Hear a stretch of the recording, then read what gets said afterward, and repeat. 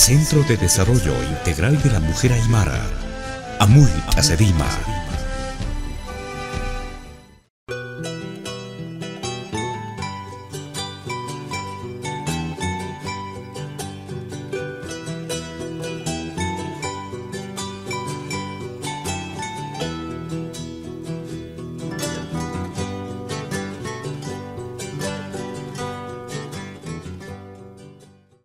Sedima vino allá ya hace mucho tiempo atrás, ha debido ser exactamente en el año 1991, ¿no? 91.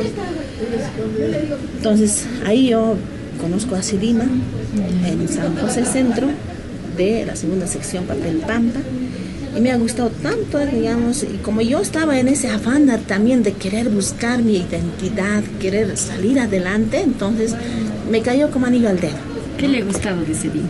Me gusta la exposición de la historia, ¿no es cierto? Yeah. La historia de los pueblos originarios, de los pueblos indígenas, las luchas, ¿no es cierto? Y por supuesto me he identificado totalmente porque yo soy de esa lucha también.